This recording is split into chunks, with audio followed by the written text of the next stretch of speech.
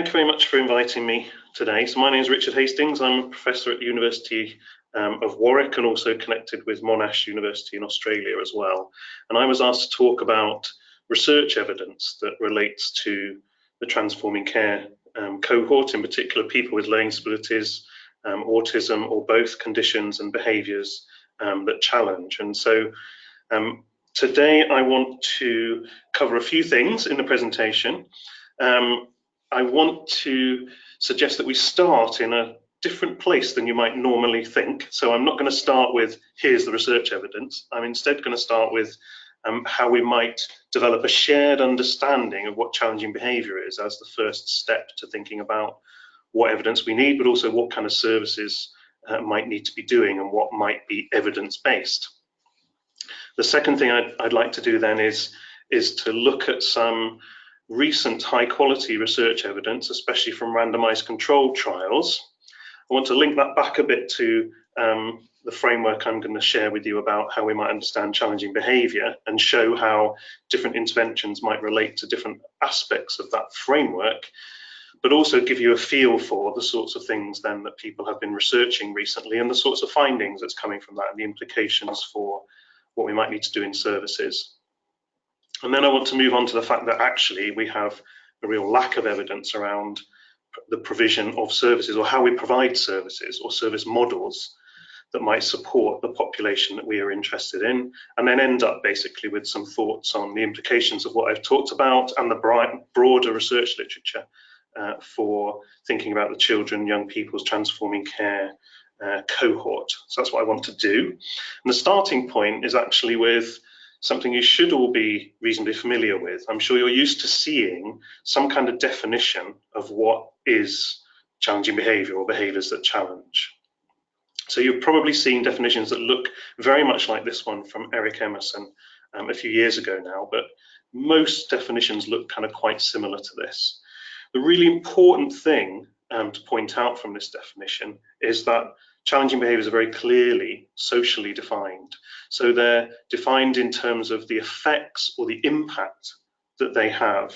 So here we've got that any behaviour that has the effects of placing the physical safety of the person or others into jeopardy, or might seriously limit the use of or access to ordinary community facilities. So it's any behaviour that has that effect because of their intensity, frequency, or duration that would meet the definition for challenging behaviour. So that it's not a medical diagnosis that kind of has clear symptoms, it's a socially defined construct in terms of the impact that the behaviours have. And actually, if we think about how you might represent challenging behaviour in spatial terms then, in space, if you were trying to draw out boxes and arrows like I'm going to do to show you a framework, share a framework of understanding about challenging behaviour, then to represent challenging behaviour, we actually need two boxes, because there's the behaviour itself, whatever that looks like, and also its effects. So perhaps exclusion, harm to self or harm to others, and other impacts. So if we're to think about challenging behaviour, it has those two components, the behaviour itself and its impact. And this is absolutely crucial because it does emphasise the fact that it is a socially defined, a socially constructed, contextualised thing. You can only identify challenging behaviour if you're also able to be clear about the impacts that it's having. Now, an obvious question is, well, how many people are affected by challenging behaviour? How many children and adults, for example, with a learning disability are affected by challenging behaviour? And the latest kind of research evidence around prevalence, which is about the numbers of people who display challenging behaviour, kind of suggests it's quite a few people in the population that's of interest to us. So conservative estimates from population-based data in the UK about children suggest that between 1 in 6 and 1 in 9, depending on the age of the children with a learning disability, will engage in challenging behaviour. And actually, if you look at particular contexts, so for example, in a special school context where children with a learning disability and those with autism and both conditions might be being educated, then we found recently, for example, in a large special school, using careful definitions of challenging behaviour and surveying all the children, more than 50% of children might display challenging behaviour. So on a population level, it might be 1 in 6 to 1 in 9, but in very specific contexts, that prevalence might be much higher when it comes to children with a learning disability. And if we think about adults, and that would include the young adults at the end of the children and young people's kind of spectrum, then again, in population-based study of people with learning disability known to services, between 1 in every 5 or 6 adults with learning disability known to services engages in significant challenging behaviour. I've just put some data on the slide there from our latest study. So overall prevalence rate there of 18.1%. Those confidence intervals are the sort of estimates around that prevalence. So the true prevalence is likely to fall somewhere within that range. So a significant proportion of people with a learning disability engaging in challenging behaviour. And there I've got also separated out as well data around the prevalence of self-injury at about 7.5% in the adult population that we studied, and aggressive or destructive behaviour about just over 8% of the population. Now those numbers are quite large, but we still might be tempted to think that they're not the majority of the population of people with a learning disability, or children or adults with a learning disability, but they are a substantial number.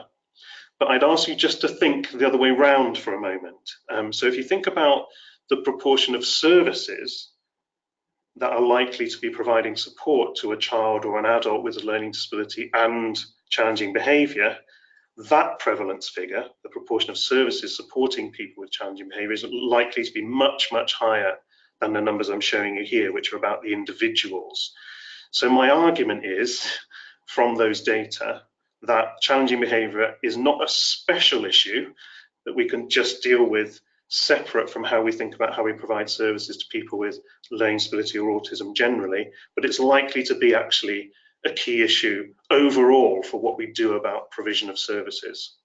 It's everybody's business, essentially, not just a special issue in the learning disability autism field, but a much bigger issue than that. So what do we do about challenging behaviour? How do we organise services to kind of deal with the problem, if you like, of challenging behaviour?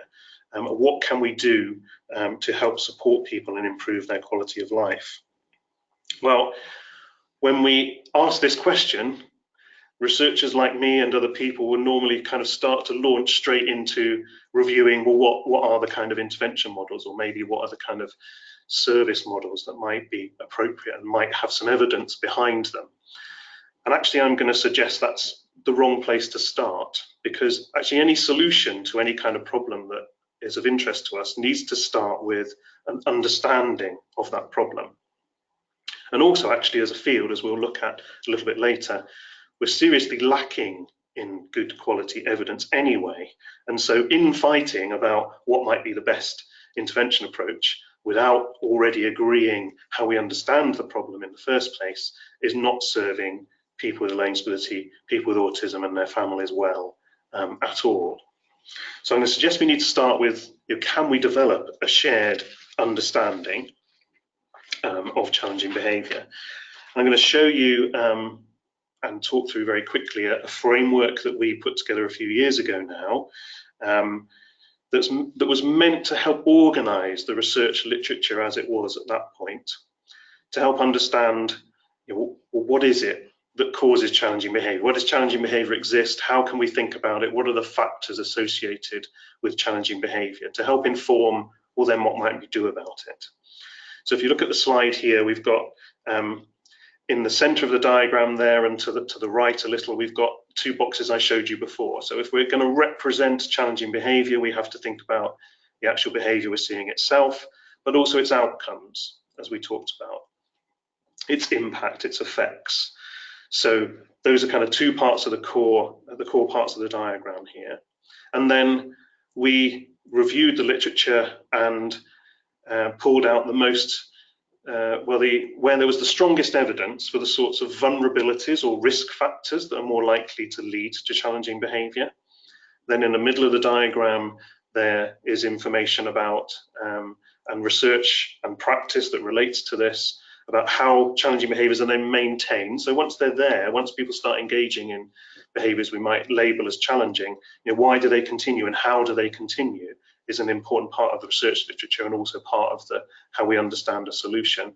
And then, as we've discussed on the right-hand end of the diagram there, challenging behaviour has effects, it has outcomes, and actually those outcomes tend to feed back into some of the vulnerabilities that people face, and that's why there's a loop, an arrow looping back on the bottom of the diagram there. So we just take a quick minute to have a look at some parts of this diagram, this kind of framework for understanding challenging behaviour. I want to make a few points about it. So if we just have a look at the vulnerabilities side for a moment.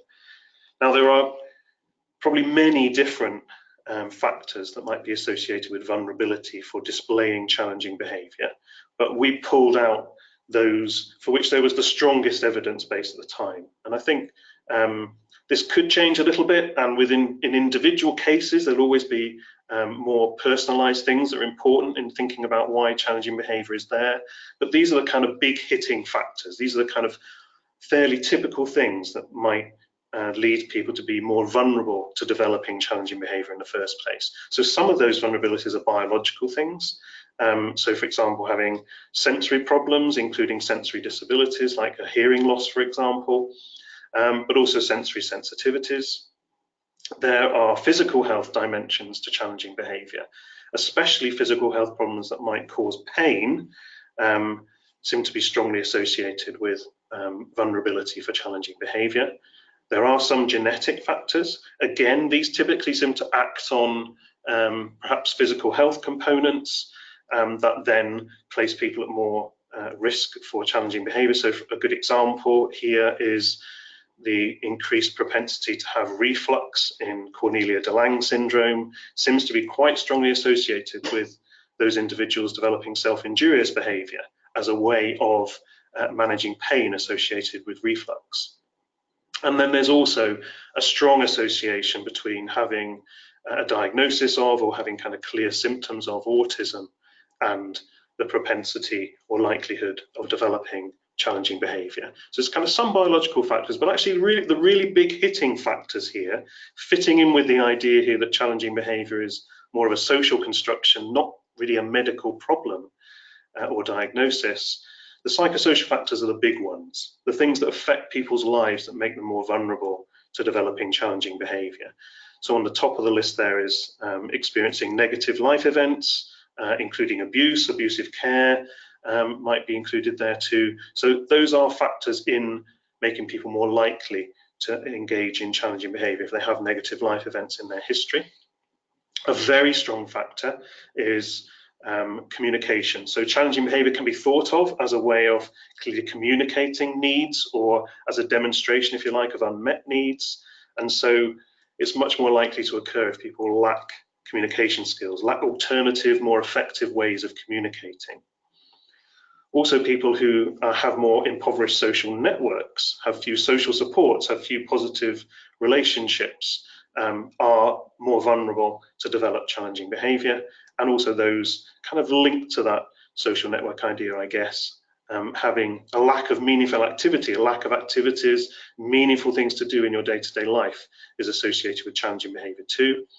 And then finally, part of the complexity here is there is some kind of strong association between underlying mental health problems, mood and emotional problems in particular, and challenging behaviour itself. We don't necessarily fully understand how and why mental health problems and challenging behaviour are linked, but they clearly are. There's plenty of evidence to suggest that they are. So there's a complexity of factors here, lots of different factors, and it won't just be one thing associated with the vulnerability of challenging behaviour for one individual. They're likely to be exposed to or affected by multiple vulnerabilities. So there'll be lots of different things going on. And if we just come back in the middle here to thinking about the processes that maintain challenging behaviour, I've already given an indication that actually pain reduction is something that may be an important reason for challenging behaviour to carry on, so to be maintained. It's a really important function of challenging behaviour that it can help reduce pain. But there are also a bunch of other functions or reasons for challenging behaviour, but those rely on or relate to interactions with other people. So actually other people's behaviour is a really key thing to understand if we're to understand why challenging behaviour occurs. The way that people respond to challenging behaviour and the way that they behave in the environment around somebody to increase the risk of challenging behaviour are all important factors, but the things that other people do in relation to their social contact with people with challenging behaviour is an important thing to understand.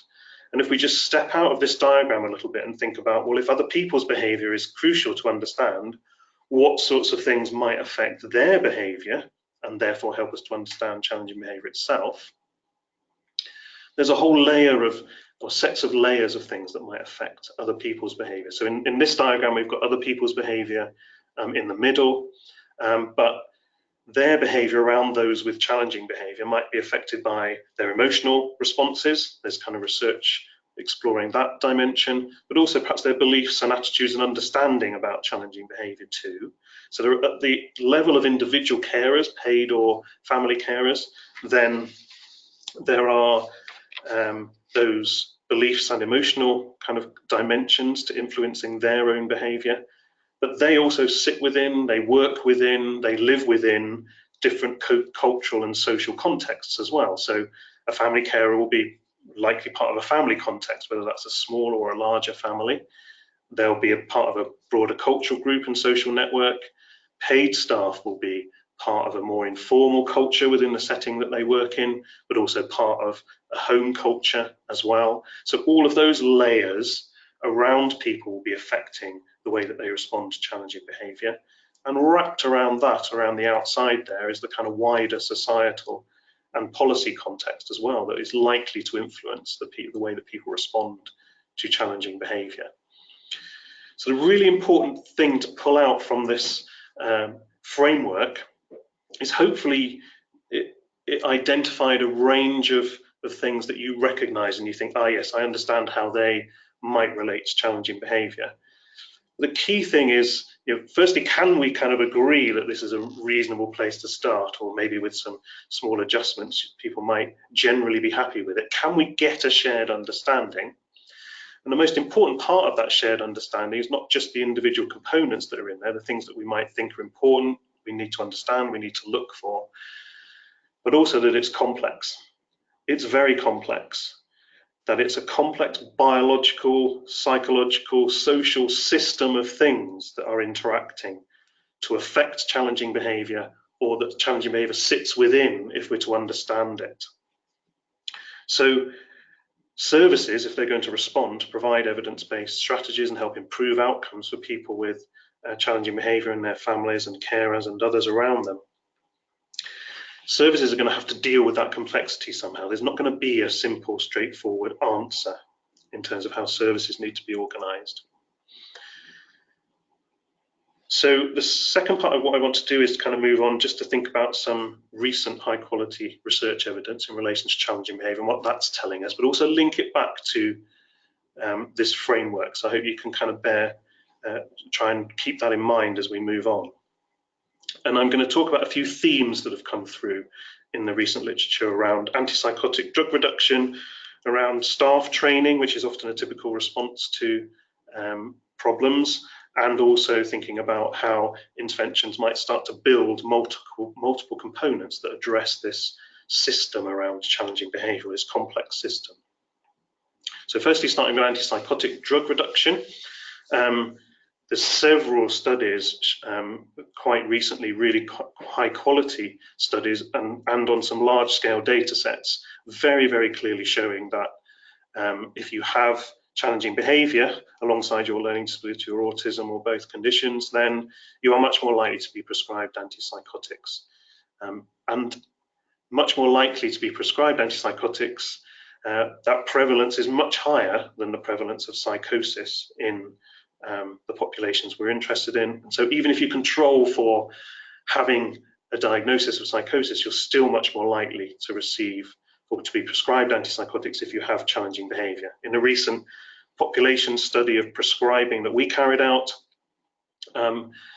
antipsychotics were prescribed to 22% of the population of adults with learning disability known to services, and those with challenging behaviour were, after you'd accounted for diagnosis of psychosis even, still 3 times more likely to be prescribed antipsychotics than those without challenging behaviour. And there have been two recent randomized control trials that have focused on antipsychotic drug reduction, from McNamara and colleagues from Cardiff and Ramman and colleagues, I think, from the Netherlands. So both of these studies were actually quite small, and they had difficulty recruiting participants, but actually they did both report successful reduction of antipsychotic use, but with no associated increase in challenging behaviour. So that would kind of suggest that the antipsychotics were not therapeutic, at least in relation to challenging behaviour.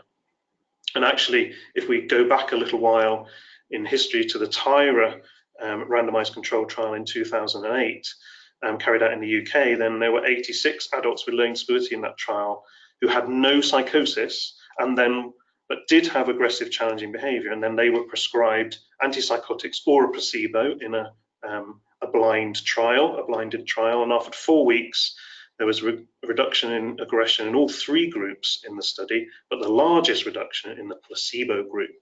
So even when antipsychotics are provided for the first time as a potential, in quotes, therapeutic intervention for aggressive challenging behaviour, then they didn't work as well in that randomised trial as placebo.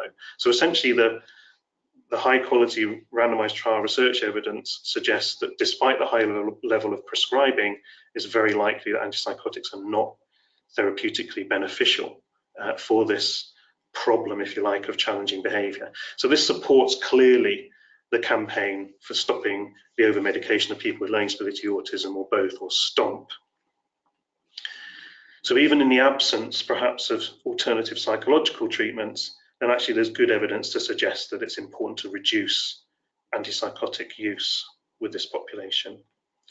Now, a second thing that we often do in services if we're trying to improve things, make things better, is to train staff to do something different, to hopefully improve some element of intervention or the process around services. And there have been a couple of quite recent randomized control trials that have been published. They were published last year that have taken this approach. So the first one there on the slide is Angela Hasiotis' study.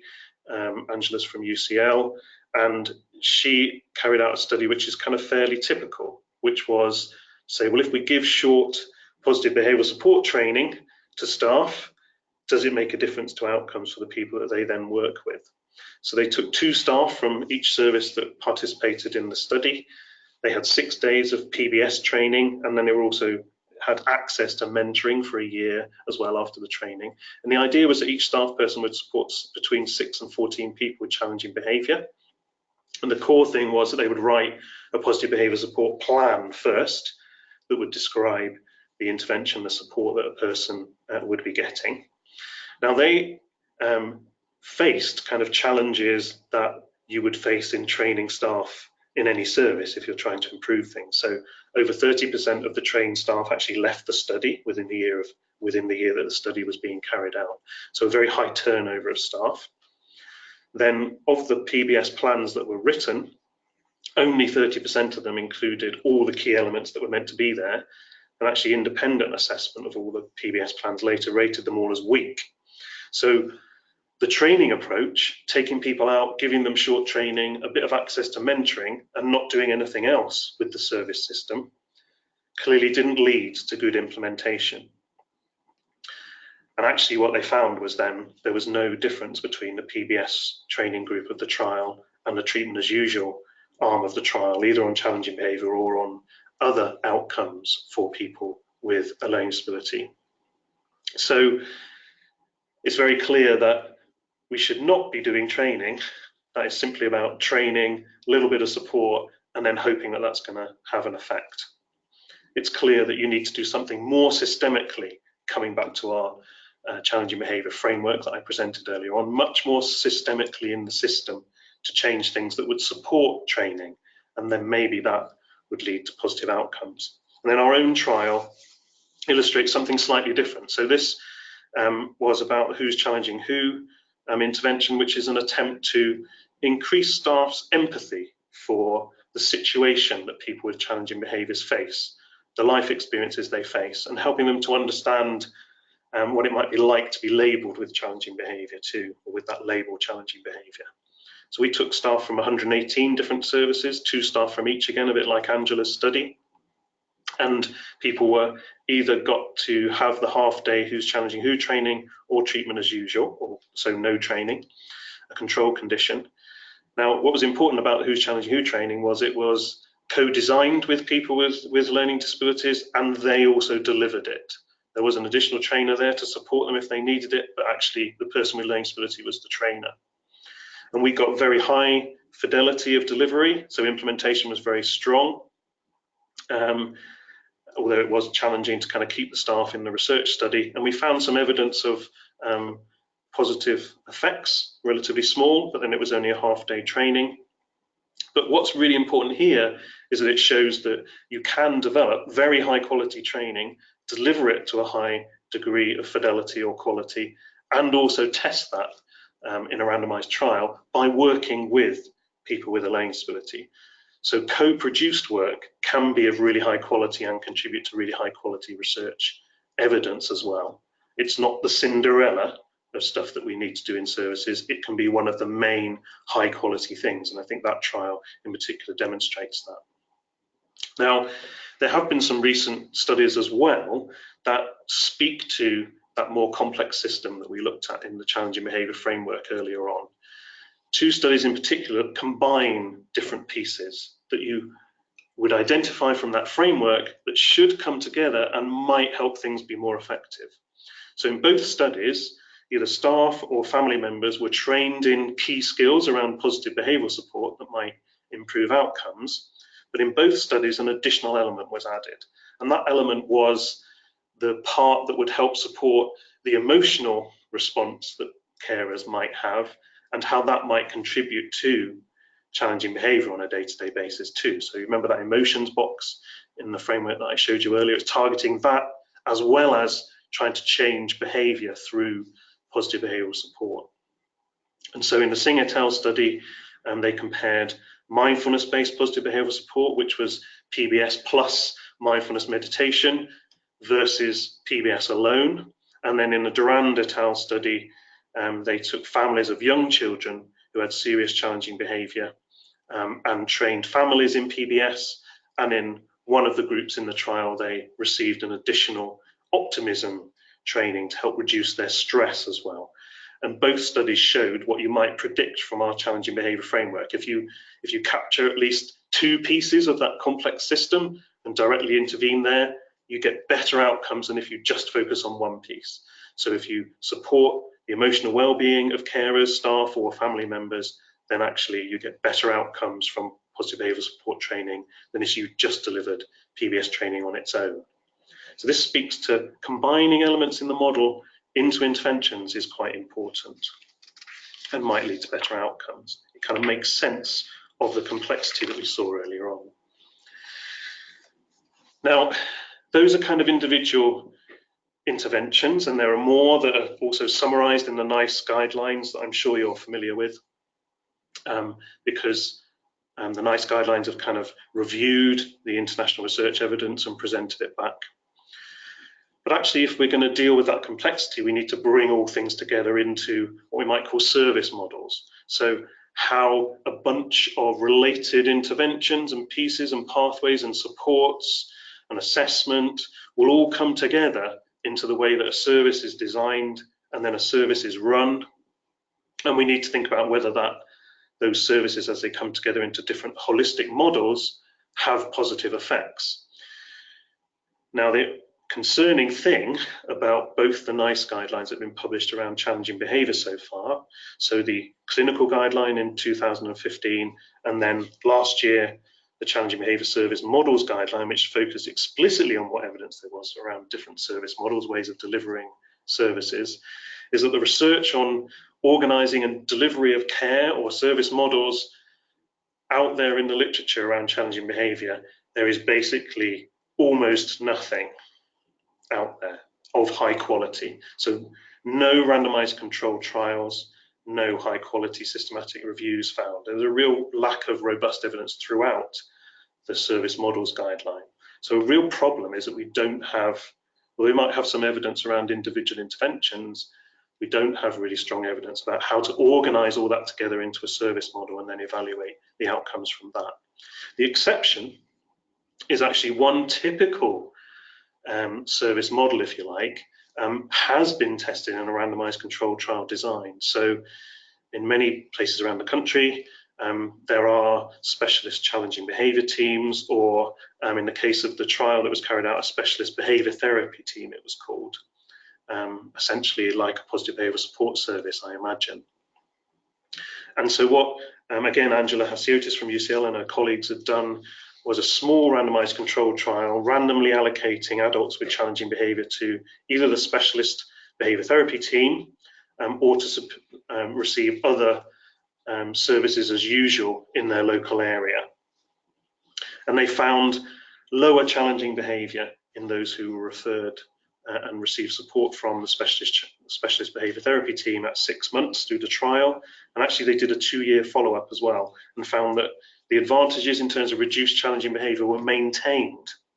So those who'd been referred to the specialist team had lower challenging behaviour even 2 years later than those who hadn't been referred to that model.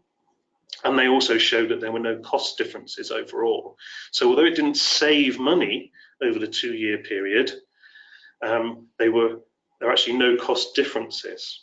So people accessing the specialist behaviour therapy team, the specialist challenging behaviour service, the services that they were provided with, the supports they were provided with over 2 years cost the same as those who weren't referred, but the outcomes were better. So it does suggest that that sort of element of a service model, providing a specialist team somewhere in a locality, is a really important thing for us to be taking notice of. But in general, there's very little evidence for service models, and we need to generate much, much more.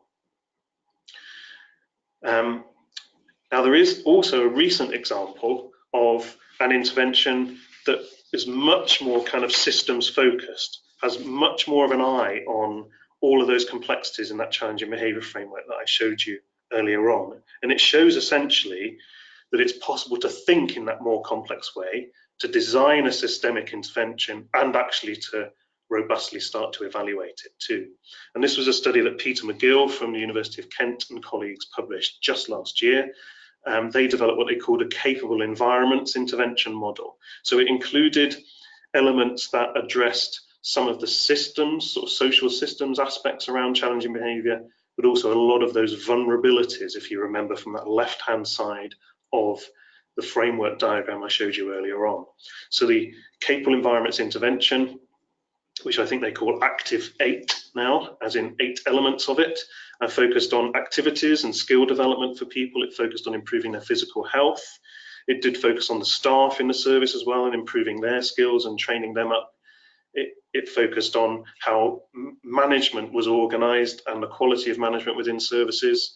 It focused on relationships, building relationships with family and other people around too, so that social relationships element. It focused on communication skills and social interaction, and it also focused on improving connections with the wider organisation and the physical environment in services. So it really did capture a lot of those systems, but also those psychosocial vulnerability factors we saw earlier on. And as well as the intervention itself, which contained those 8 elements, the researchers worked with the service manager in services that were involved in the study to agree a plan that was going to be implemented based on an assessment of those 8 elements, and then they monitored the plan with the service manager. They also included elements of coaching and training staff and the manager, and they collected data and documentation so that they could map what the outcomes were. The services also carried on accessing general support from the service provider that was supporting the services in the study, and local services too. But it was a complex intervention, as you can see, tapping into many of the parts of that complex system that is the framework around challenging behaviour. They randomised 24 services, so on average they were services of around 4 people, and within each of those services typically there were 2 people with significant challenging behaviour. So coming back to that everybody's business thing, these were not just specialist services for people with challenging behaviour, they were mixed services, but this was about improving services overall that would benefit people with behaviour challenges, and also perhaps help prevent the emergence of challenging behaviour later in other people in the service too. They monitored the fidelity of delivery of the intervention, which was strong, and the results that they reported suggested lower levels of challenging behaviour across each of the services involved in the intervention arm of the trial, and reduced challenging behaviour scores for the individuals in those services, and importantly as well, improved engagement in meaningful activity for the people involved in the intervention part of the study as well. So it is possible to think in this complex systems way, to design interventions and then to evaluate them. So what about some conclusions in relation to kind of the children, young people's cohort of particular focus for us today? Well, I think there are a number of elements that come from some of the themes of things I've been talking about, but also other sources. So I mentioned that the NICE guidelines all reviewed all the evidence and provided recommendations, of course, as well, based on as closely on the evidence as they could.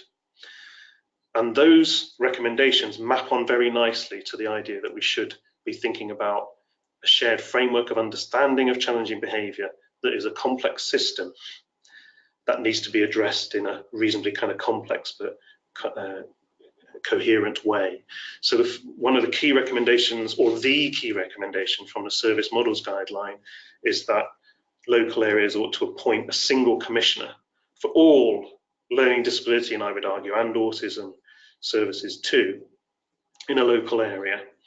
That's a nice recommendation, and it's explicitly at the level of all services for people with a learning disability, not just specifically challenging behaviour services, partly because, as I argued earlier, challenging behaviour is a bigger issue than that. It's kind of everybody's business across all services. And so what we need definitely is a key person coordinating commissioning in partnership with children, young people, and with families, that ensures a range of things. So in my mind, there are a number of priorities. This is not an exhaustive list at all, but I think it's important to think about the range of things that might need to be included. So we need early identification for children and families, and early support for the family system too. We need services that are also going to be school-based. There's going to be school-based support as part of this. It's not just about health and social care, it's about education. And that's not then just about special schools, although they're important, but also mainstream schools. Many of our children, young people are in mainstream settings, not special schools. So both settings are important. We clearly need, from the evidence base, to have a specialist challenging behaviour team in a local area that should be commissioned, that has lifespan support, that it supports children, young people early, but also through into adulthood, through into older adulthood, and that has good linkage and pathways into other services. I would argue as well, if you think about back to our challenging behaviour framework, we also need some key specialist services that are commissioned and that are linked in together too. So my understanding, I'm not an expert on this, but my understanding from the current data is that we're seeing more, especially children, young people with an autism diagnosis in inpatient settings. And I think it's quite likely that many of those people are there because of complex mental health problems. They might be displaying some challenging behaviour, but actually underlying things is probably a complex mental health difficulty. So we do need those specialist, perhaps autism mental health services, for example, in local areas so that people are better supported and not having to get into inpatient settings. And it's also important that it's not just changes in challenging behaviour, but actually social and educational outcomes are important for us to be working on too, partly because as Peter McGill and colleagues were showing, you deal with some of the vulnerabilities for people, then you can reduce the chances of challenging behaviour anyway, reduce the need for challenging behaviour. So we need services that help us to build social networks for children, young people, build their resilience, and the same for families, and to enhance their skills. And there's a bullet point missing there. The next bullet point should be that any interventions and supports that are developed, so especially staff training, as we thought about earlier on, really need to incorporate systems level change. So they can't just go in on their own and hope to make a difference. The whole system needs to change around them. And we saw how the complex system sits around challenging behaviour and why that makes sense to do. And those interventions as well need to offer kind of long-term personalised support. It's no good, I think it's tempting to think of interventions being able to go in, make a difference and stop and withdraw quite quickly. but actually these people who are complex with challenging behaviour need ongoing supports, maybe less support if you've been successful with an intervention initially, but they'll probably need some new supports later on. So you can't just leave them. So that's what I mean about offering long-term sort of personalised support, not just short-term input. So my argument is that we need that shared understanding about challenging behaviour as a way to underpin all services, whether it's the one I've presented or some other version. Doesn't matter too much, except that I do think it's important for us to remember very clearly that challenging behaviours are socially constructed. They're a psychosocial problem, as it were. They're not a medical diagnosis. There's also another recommendation in various NICE guidelines now around learning disability and autism, that actually there's a really important need for key workers to support children, young people with challenging behaviour and their family. If the service system is complicated, somebody needs to help with the navigation of that system and support families. And that is a NICE recommendation as well, so important for us to think about. And then the final thing is that because of the paucity of research evidence we have around service models, we really need to plan out the logic of what services look like, what they're trying to do, describe that clearly, but also evaluate their outcomes so that we can feed back into the evidence base generally, but also actually keep monitoring whether services are being effective in delivering what we want them to. So thank you very much for inviting me and for listening to the presentation. If you do want to contact me about anything I've talked about, or I can send you anything interesting, then please do contact me through one of the mechanisms on this slide. Thank you very much.